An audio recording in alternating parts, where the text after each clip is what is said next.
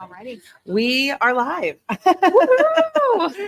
Hi, everybody. I am so excited to be here. I am at the QGIve conference. This is Julia Campbell. If you're listening, I am going to be recording this for the podcast. So to my podcast listeners, hello. Everyone watching on LinkedIn live, hello as well. So we're in sunny Orlando, not super warm, unfortunately. That's why I am so pale. Unfortunately, I didn't get a tan at this conference, but I did see people swimming in the pool this morning. So they're crazy. Yeah. But we're at the QGIve conference, and it's my first time here, where over 100 nonprofits are joined together to learn about digital marketing and fundraising, peer-to-peer, how to build engagement, and how to just get more donations rolling in. So I'm here to talk today with Melaina Chromy. Melaina is the PR and communications director at QGIve, and we're going to talk today about the role of technology in fundraising. We're going to talk about some of the new trends from the Fundraising Effectiveness Project that have come out, or some of the new data and statistics on philanthropy. We're also going to talk about just trends, the future, what you see, what QGIve sees. Yeah. And we're going to celebrate and talk about the exciting acquisition that Bloomerang acquired QGIve, which is exciting. Friends of the podcast for sure. And a lot of my friends work at both companies. So we're just super excited. So thanks for coming. Well, thanks for joining us at QGIve conference. Yes. We're so happy to have you here. I know. My session is tomorrow. If you're at the conference, it's storytelling, how to find your storytelling DNA. It'll be tomorrow. But how's it been going so far? So far, it's been many great. Yeah. We've got a lot of people coming in from very snowy and cold areas. Yeah, I'm one of those people. Yep. So it's just fantastic. You know, nothing beats seeing nonprofit fundraisers and staff face to face, having conversations about their challenges and their wins. Yeah. That really just helps us as a company develop more great content for fundraisers when we know what they're going through. It's amazing. So why don't you tell us a little bit about yourself rather than have me read your bio? The one thing I will say that we've bonded over is Melaina's a huge Parks and Rec fan. And if you know me or have met me or know anything about me, you know that it's one of my favorite shows as well. So Leslie Knope. I actually have the Knope 2020 t-shirt. So jealous. Yeah, I know someone bought that for me. So, but yeah, tell us about your history and how you got started in this work. Yeah. So as Julia said, my name is Melaina Chromy. I have been at QGIve for just over 4 years now as a communications and marketing guru. So I work on developing a lot of our content that you may see or read. Before joining the QGIve team, I actually worked as a fundraiser myself. I was in higher education as a director of annual giving. And so direct mail is still a piece of me and a part of my heart. Yep. My friends make fun of me because I love saving direct mail. I do too. It may be a little nerdy, but I'm okay with admitting that. Yes. Do you know John Lepp? Yes. So he has a TikTok account and I think it's called Dawn's Mail. I'm going to might get his mother's name wrong. Gail's Mail. And his mother donates to several different charities up in Toronto every year and saves all the direct mail pieces that she gets for him and analyzes them. And he is on TikTok. And so I was like, who started TikTok about direct mail? But it's hugely entertaining. And I think it's really interesting. Yeah. Also, comparing direct mail, you can kind of see how different nonprofits tell their story and the design elements that go into an appeal. Right. We'll talk about it all day. Yeah, absolutely. So today we're going to talk about technology and trends. And I know there's a lot of sessions at this conference around peer-to-peer fundraising, around donor acquisition, around AI and fundraising.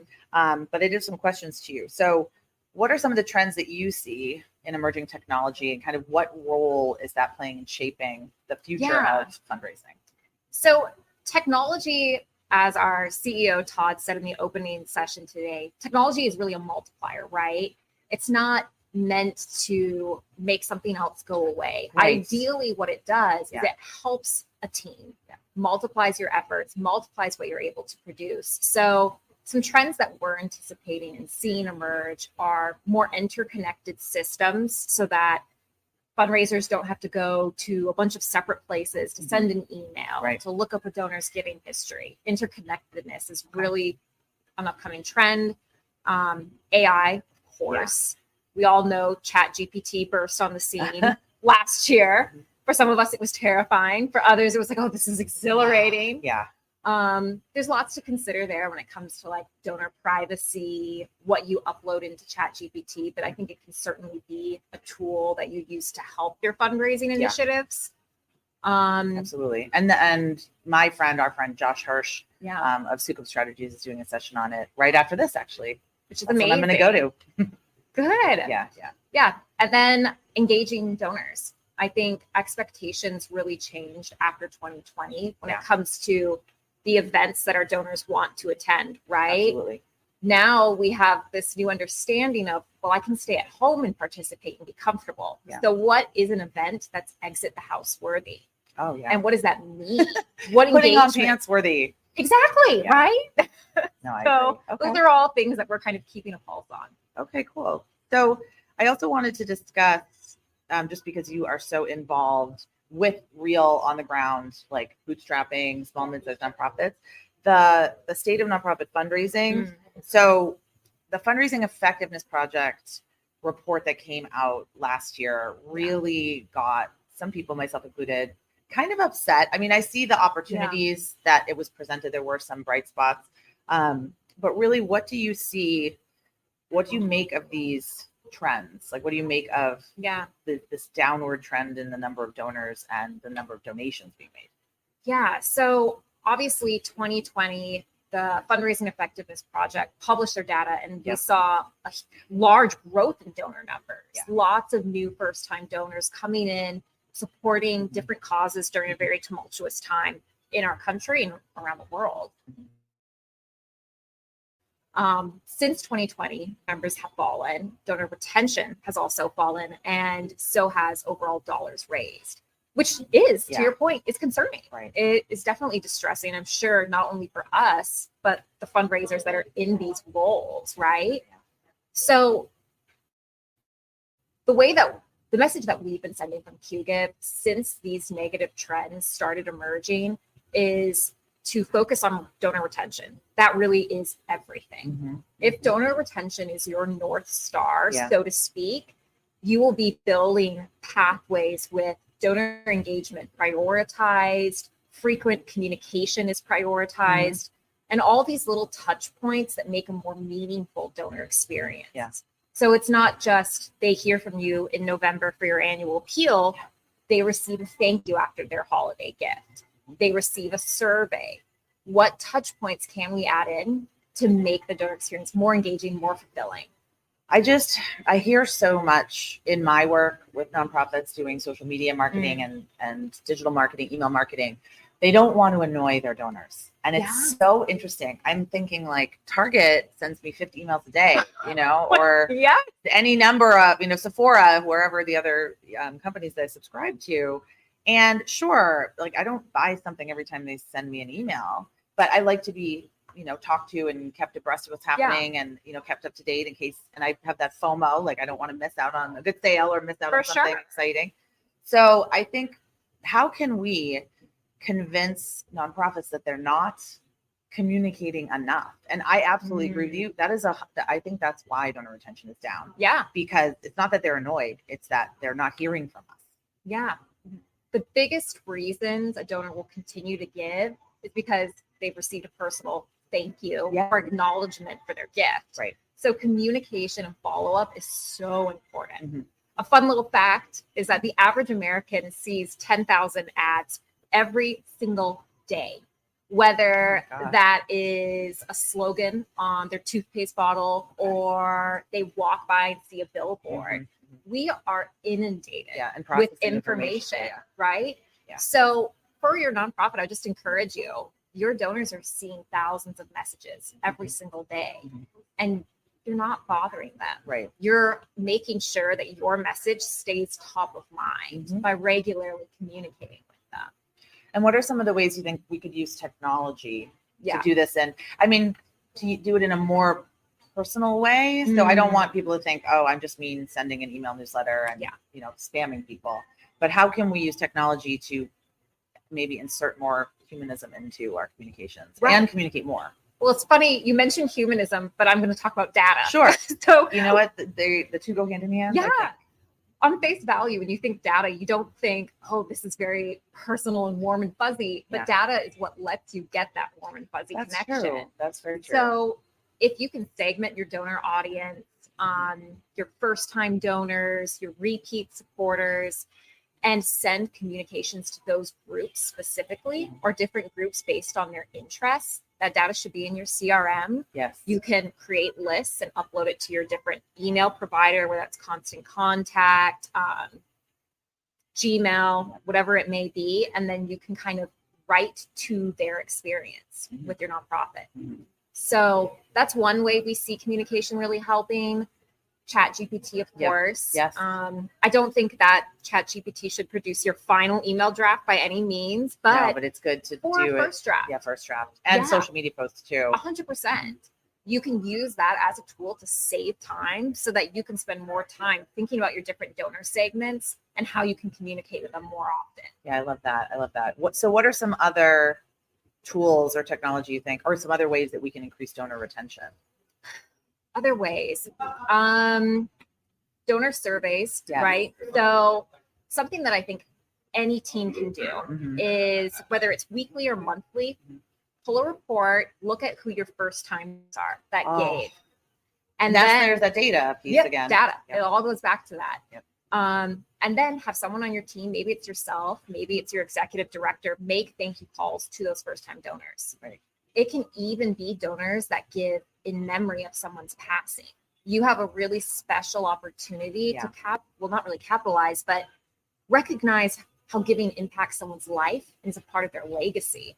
That personal outreach, even if it goes to someone's voicemail, means a lot. They don't have to answer. And frankly, most donors may not if they're not familiar with your phone number. But still, I encourage you, call, leave a voicemail, and I guarantee that'll leave a lasting impression. Yeah, I love that. And then send an engagement survey.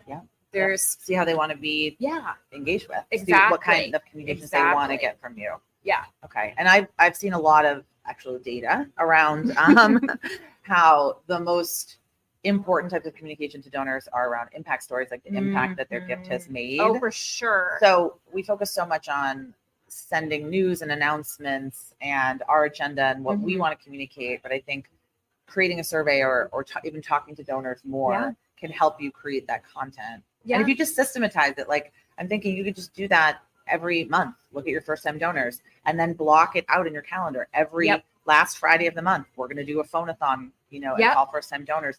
The key here is just making it part of your daily, making it your routine. Right. And that's kind of why we say retention should be your North Star. If that's your guiding principle, you make it a priority. It's on the calendar. And we know that acquiring new donors costs 10 to 20 times more than retaining a donor. So really, retention saves money and can provide better fundraising ROI overall. No, we are so focused on donor acquisition, especially in the work that I do with social media marketing. And I do think that changing it to how can we surprise, delight, engage, inspire our donors that we have them right now. Exactly. I think that's so great. So I know that there have been a lot of really huge challenges for fundraisers, whether it's in their personal, professional lives. Like, what are some of the things you're seeing because you work with fundraisers every day? Well, we're in a cost of living crisis. I don't think that's any secret to anybody tuning in. It's really bad. Since 2020, the cost of everyday products has risen 5%. Interest rates are crazy. Have not raised 5%. And you also have like a workplace shortage. So more nonprofits now than in 2020 have vacancies. So there's increased pressure to raise more, but there's less people to do the job. So you have this pressure cooker of different stressors that are placed on fundraisers to effectively raise more with less support, less team members. Great. No, it's really bad. I just think of some of the fundraisers that really love what they do, but they are forced to leave the sector for economic reasons, or the nonprofit is struggling financially and has to lay people off. I know that it's just been It's been a really tough few years Yeah, for the sector. it definitely has. And for everybody listening or tuning in, Yeah. Julie and I, we see you. We want to support you the best way we can. And we just applaud you for your work and your dedication to the sector. Absolutely. I was going to say another trend, but I think I forgot it. Overturning or challenging the overhead narrative, right? Oh my gosh.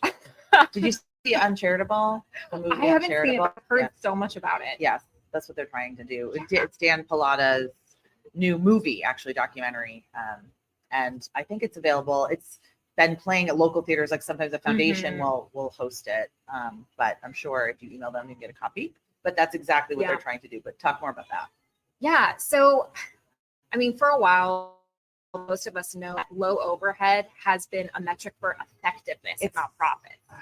The less you spend on administrative costs, the more effective you must be. But the reality is, like I said, we're facing workforce shortages, the doers that make this good work possible, help change our communities, and we need to pay the right people to stay. You know, and it takes talent, it takes time, it takes education and skill to be a fundraiser, to be a marketer for a nonprofit. These are really valuable skill sets and professional qualities that nonprofit employees bring to the table. And we have to be able to pay them with their work. And we have sessions here that I'll be talking about too, as to how fundraisers themselves and fundraising leaders can work to raise money for their staff, whether it's promotions, adding new staff. I really think that should be a focus for us, especially if you're stressed, you're a leader on a team, and you know that you need more people. How can we build pathways to talk about the value of our staff? And be supportive. I mean, if someone is isolated and thinks that they don't matter or that the work that they do doesn't matter, that's going to be conveyed for sure in the communications or on a major donor call or in a grant proposal. I think that's so important. The overhead narrative. But that's so interesting. Technology, the role of technology. Do you feel that this overhead narrative, the scare mindset, like we have to do everything with nothing, we have to bootstrap our way, out in the world? But do you think we can combat that? We can overcome that? Yeah, absolutely. And nonprofits do not invest in technology, or that's a blanket statement. A lot do, but I think there is that mindset that we can't afford it. We can't get a database. We can't get an online fundraising software. We can't use any of these tools because it'll cost too much money and our donors will find out. Right. I think the big thing for me that I then ask is, how much is an hour of your time worth? Exactly. Right? When it comes to data entry or even donor records, if mail merges. Mail merge. Girl, no. So bad.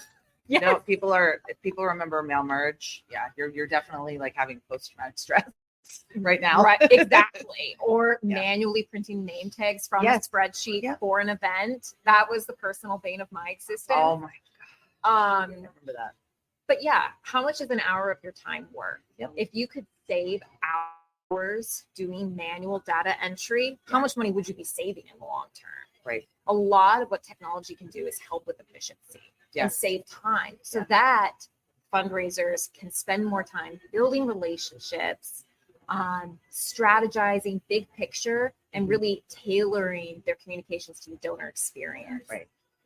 So we're at the start of the year. It's a new year. I'm hoping that a lot of resolutions have been made, goals have been set. I know I put my goals on a big whiteboard in my office. I've been thinking, I wanted to ask you, what kinds of tech should be in a fundraiser's toolbox, like a modern fundraiser's toolbox? A modern fundraiser definitely needs a CRM. House your donor data and your donor records in a secure place. That's what a CRM offers. I know for some nonprofits, an Excel spreadsheet may be where they're at right now. The danger with that is a lot of times those donor records, they contain confidential information. And so having a CRM is a really secure way to store those records, to update notes on your donors based on their interests or conversations you may have. It's absolutely a necessity. A fundraising platform. So you have a place that houses the data, and then you have the tools on the front end to seamlessly acquire donations and process donations. So for example, at QGive, that looks like online event registration forms, a donation page on your website. A lot of what we saw in 2020 was this just influx of nonprofits that hadn't really embraced digital or online giving yet. All of a sudden, the world shut down and they needed something to process gifts online. I absolutely think that every organization, people go to your website, they should be able to easily donate when they land on your homepage. It's critical. And there's so many pieces to that, but I see our job as fundraisers as knocking down obstacles to giving.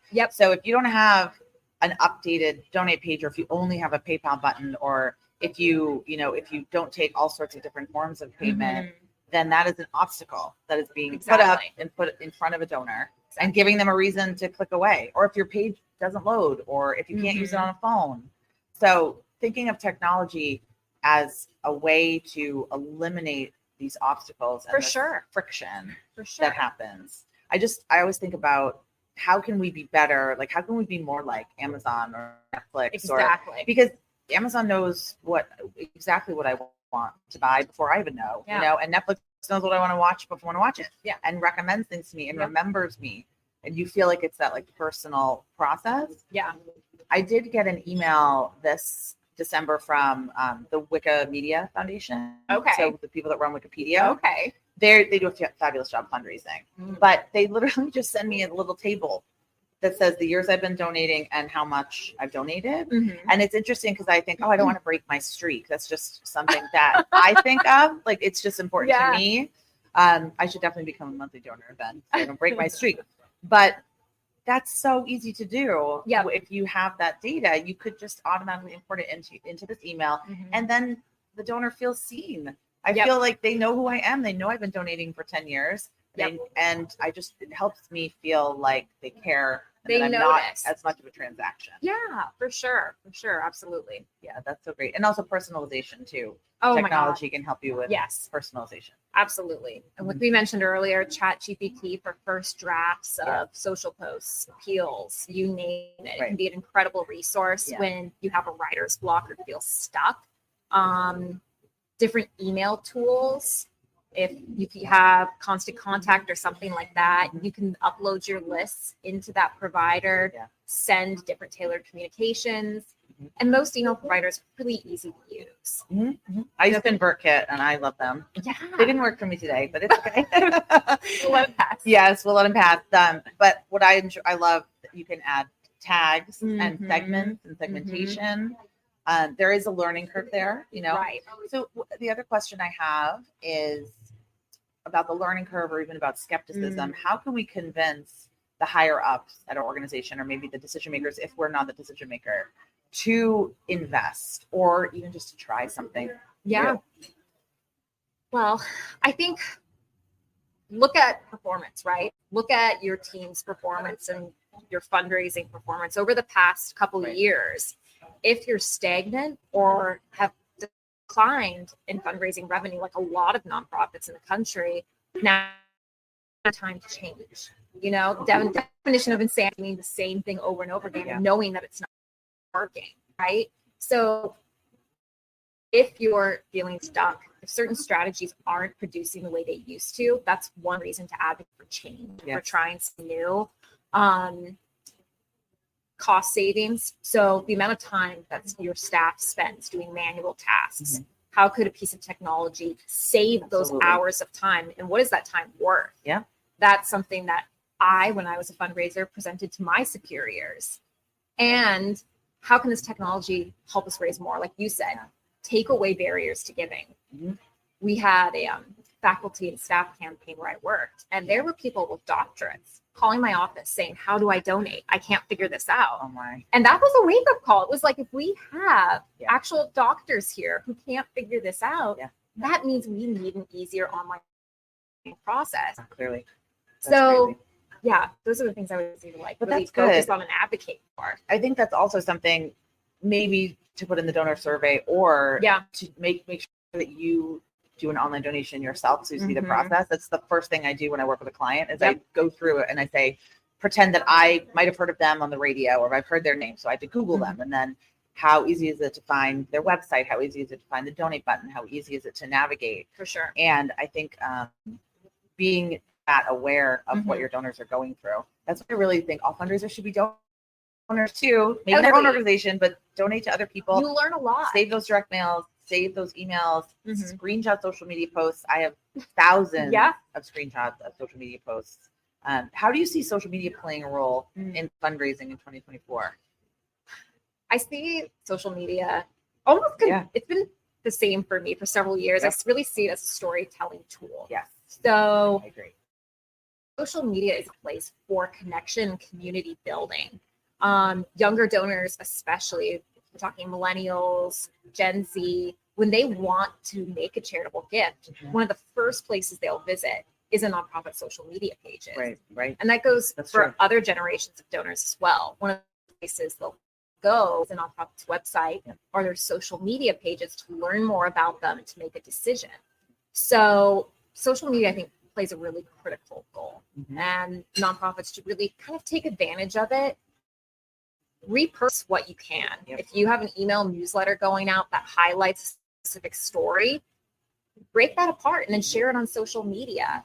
Make it more than just fundraising asks. Use it as a channel to really nurture your audience, tell them feel good stories, and even do staff spotlights. So educate your audience on the staff at your organization, what to do, what is most fulfilling for them.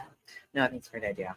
I've always thought that social media is really more top of funnel. And people, for sure. To not think of it as integral to your fundraising as maybe email or your website or your events, but it's supposed to be that community building, that trust and affinity building. That's something that I have seen that I think is a trend. That's an unfortunate trend is the lack of trust that people have for nonprofits. There's just so much bad media out there. There's just Netflix documentary, the telemarketing scams. I don't know if you watched that. It's good to watch it because it's people raising money fraudulently and posing as fundraisers. But people watch that and they think, why can't I trust these organizations? I can't trust. And every Giving Tuesday, I get asked by friends and family and other people that I know, who can I donate to in the community? Like, does $5 matter? We need to do a better job in the sector of telling people $5, $10 really matters. Monthly donations really, really matter. I think that people think regular lay people think they need to be Bill Gates or, Mackenzie Scott to make a difference. You don't. And the truth is, that you really don't. Yeah. Okay. What do you see as some of the biggest other maybe tech challenges coming up this year? Let's see.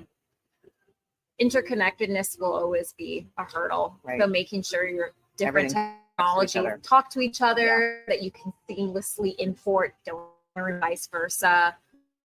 I think security as well. For a lot of fundraisers, you may receive different fake email requests, phishing requests, different spam calls. Just to be aware that security is increasingly important and something to be monitored and aware of, because you do house personal data and giving records. Data privacy is a big one. Yeah, data privacy. And I think personalizing communications when we have technology that can make it in person. Right. So ChatGPT, write an appeal for first-time donors. Personalize it now. Right. I think that's absolutely right, is to use these tools, especially something like ChatGPT, almost like you would work with an intern.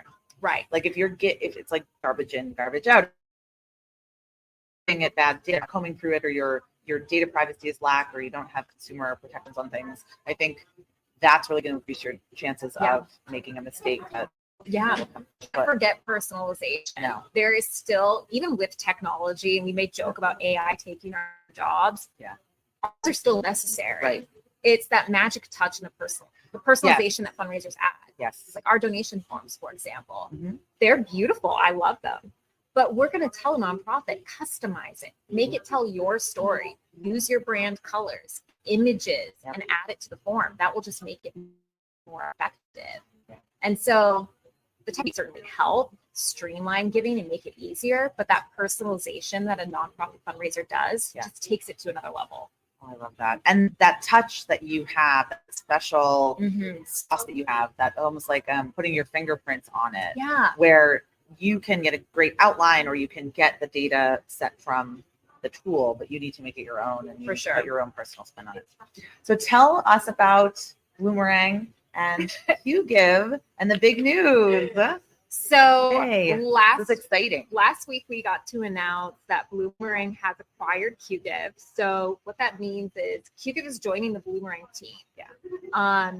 Bloomerang is a fundraising CRM. So when we talk about housing donor data, that's what they do. Okay. And QGive is the front end. So fundraising tools, event software, things to help make giving easier.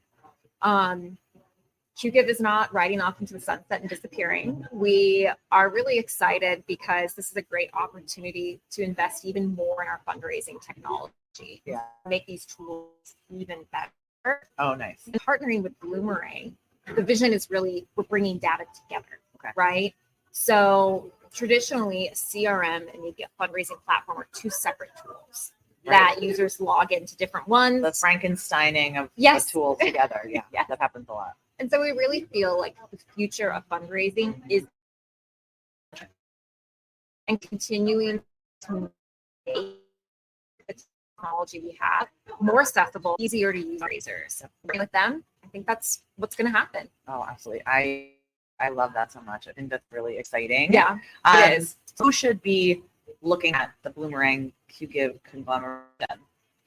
Like, tell us about your clients. Well, we primarily serve small to medium-sized organizations with a wide array of mission areas. We work with different youth development organizations like Junior Achievement, animal rights and welfare organizations, SPCAs, humane societies, YMCAs, all sorts of nonprofits, even religious affiliated organizations as well, right? We supply tools to help them raise money online. So a wide array of organizations. If you're in the business of raising money, which hopefully you are, if you're tuning into this, then you could benefit from these tools. Yeah, I think it's really exciting. It is. When does it officially become the new platform? Well, it has technically officially already happened. Okay. The deal has been signed, but we're going to be working gradually in the future to kind of make the two systems even more interconnected. And this doesn't mean that we're getting rid of any of our integrations, especially with other CRMs in the space. We'll only continue to improve those, but I would just tell folks, follow us on social media, QGive and Bloomerang, for more updates on what the future may hold and how we'll be bringing these two systems together. And you can go to my website, jcsocialmarketing.com/QGive, QGIV, to sign up and get your new fundraising report, and then get this is my fundraising t-shirt, which I should have worn today. Actually, I love mine. Just got a brand new one at the conference. It's white. Actually posted it on social media. I absolutely love it. So what are some final thoughts that you have around how fundraising is going to be affected by technology? My final thoughts would just really be an encouragement. I like going out on a positive note, right? Yeah, I do too. We may be seeing some concerning trends, but I think it's important to just take a step back and really appreciate the work that we're doing in this space and in the sector. We know that nonprofits are working so hard to make a difference in the world. So take encouragement in that. There are so many people that see you and appreciate you. And technology can help. Technology at its best can simplify processes and save you time, so you can spend more time raising money, connecting with donors, and serving those at the heart of your mission. Where can people find more about you on social? I'm on LinkedIn for sure. Melaina Chromy. It's a tough one to spell. There's a lot of vowels in there. So Julie, I'm sure you'll link to it. I'll put the link in the show notes of the podcast, and also in the link on LinkedIn. So and then QGive is just QGIV.com. We're on LinkedIn, Instagram, Facebook, you name it, we're there. Great. And then Bloomerang is the same as well. People can learn more about Bloomerang by just going to BLOOMERANG.com. ERANG.com. Yes. Wonderful. Thanks so much. Thanks for having me. So I'm so excited. What's next for the conference? Oh my goodness. So much. So much. We've got sessions on AI. We're going to be talking about QGive's sustainable giving report. Oh, yeah. Talking about the importance of board diversity, how people can Yes. make the most out of different fundraising tools and softwares. And of course, we're in Orlando. So tonight, people may be heading to the parks, seeing fireworks, whatever else is going on. Guardians of the Galaxy ride that I got to go on. I'm so excited about that. Yeah. So just a lot of good time to connect with fellow fundraisers. Yeah, it's really fun. Okay. Well, thank you so much for being here. And to everyone listening, watching, maybe listening to the podcast after the live stream, thank you so much. If you want to learn more, like I said, you can go to my website, go to my LinkedIn, and I'll be posting all of the links for us. So thank you. Awesome. Yay.